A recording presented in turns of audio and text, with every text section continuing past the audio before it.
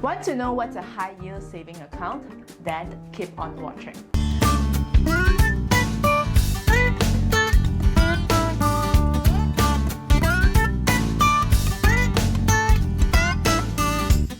Hey guys, welcome back to the Financial Fitness channel. If you're new here, our channel is all about money and self-development tips. So, if you haven't subscribed to us yet, feel free by clicking that subscribe button down below. In this video, we will be covering what's a high-yield saving account, how is it different from a normal basic saving account, and what's the benefit of having one. On top of that, we will also include some high-interest saving account that you personally can consider opening. So without further ado, let's get started. So, what is a high-interest saving account? Although the name might sound attractive, high-yield or high-interest saving accounts are just savings accounts that pay better than average interest rates. These high-yield saving accounts generally comes with terms and conditions like you must maintain a minimum balance of X amount or a minimum monthly contribution of X amount. The terms will, of course, vary from bank to bank. So if you want to know more in detail, you will have to refer back to the respective banks. What are high-interest saving accounts good for? Any saving account with higher interest rates is good for funds like emergency funds that you need to withdraw quickly and keep it out of sight. Generally, these accounts require a monthly deposit to earn these higher interests, so they make a great option for short-term savings too. So what are some of the high-yield saving accounts available? So we have found two high-interest saving accounts that you can consider opening it for yourself. The first one is Citibank Accelerated Saving Account. The total interest rate that you'll be able to earn is 4.88% per year. So how does it work? Every month, the 4.38% per annum return will be given on the average increments made that month, and another 0.5% on the base amount available in the account. So basically what it means, for example, in the first month, you have a balance of 5,000 ringgit in your account. So at the end of the first month, you'll be eligible for 0.5% on the 5,000 ringgit. Following the second month, you put in 2,000 ringgit into the account. So your average balance has increased from 5,000 to 7,000. At the end of the month, the RM7,000 will be eligible for 0.5%, and the 2,000 ringgit increment will be eligible for 4.38%. But bear in mind that the interest rate calculated is based on daily.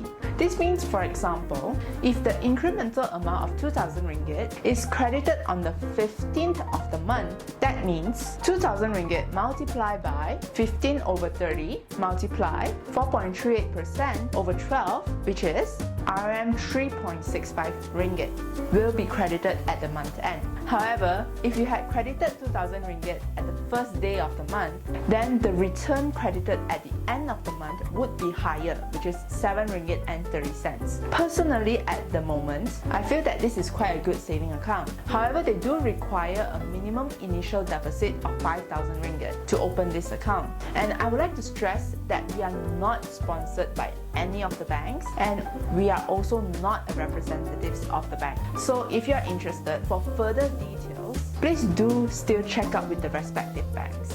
The second bank is OCBC 360 account.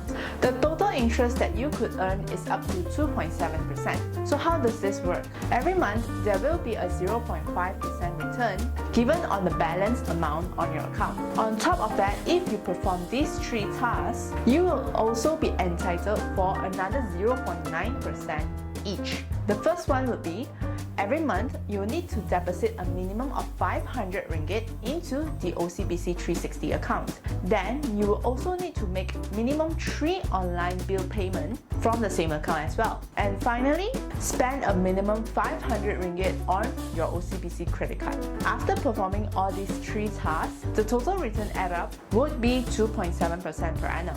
For example, if there is a balance amount of 5,000 ringgit in your account and you have already completed all the 3 transactions mentioned before, and let's say you make an additional of 2,000 ringgit at the 15th of the month, the calculation would be 5,000 ringgit multiplied by 15 plus 7,000 ringgit multiplied by 15 over 30 days. Then only they will multiply 2.7% over 12, which you will get 13.5 ringgit. So similar like Citibank, the earlier you complete all 3 transactions, the higher the return you'll be entitled, because they calculated based on daily. Personally, I do feel that this saving account is good as well, and the minimum initial deposit is only 500 ringgit.